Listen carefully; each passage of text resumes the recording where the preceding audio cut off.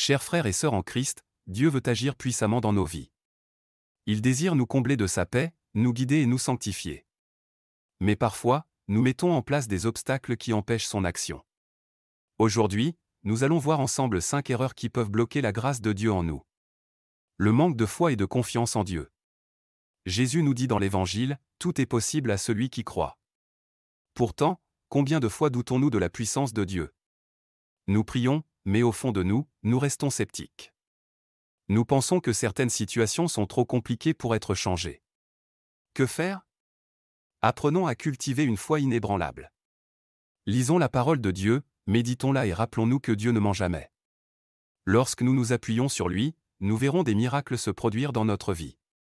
L'attachement au péché et au monde. Nous ne pouvons pas prétendre suivre Dieu tout en vivant dans des compromis. Jésus nous dit, « Nul ne peut servir deux maîtres ».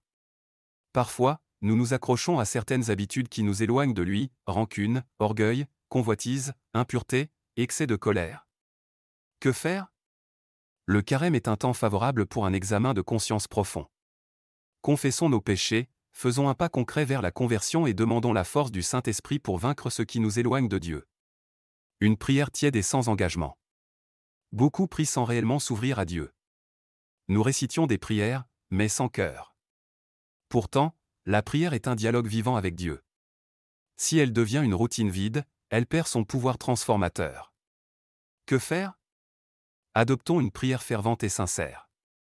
Apprenons à prier avec le cœur, à parler à Dieu comme à un père aimant, à écouter ses réponses à travers le silence et la parole.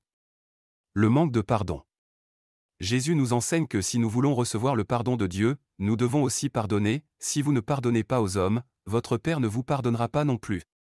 Garder de la rancune, nourrir du ressentiment, c'est comme enfermer notre cœur et empêcher Dieu d'y entrer pleinement. Que faire? Demandons la grâce du pardon, même quand c'est difficile. Confions à Dieu nos blessures et laissons-le guérir nos cœurs. Le pardon libère et ouvre les portes de la bénédiction. L'oubli de la gratitude et de l'adoration. Parfois, nous passons notre temps à demander à Dieu sans jamais prendre le temps de le louer et de le remercier. Pourtant, la gratitude ouvre les cieux. Saint Paul nous dit, « Rendez grâce en toutes choses ». Que faire?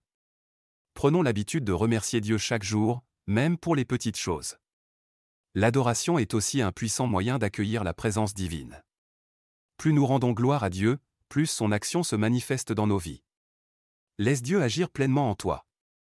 Si tu ressens que Dieu semble lointain ou que ta vie spirituelle est stagnante, examine ton cœur. Y a-t-il un manque de foi? Un péché non confessé? Un cœur plein de rancune? Une prière tiède?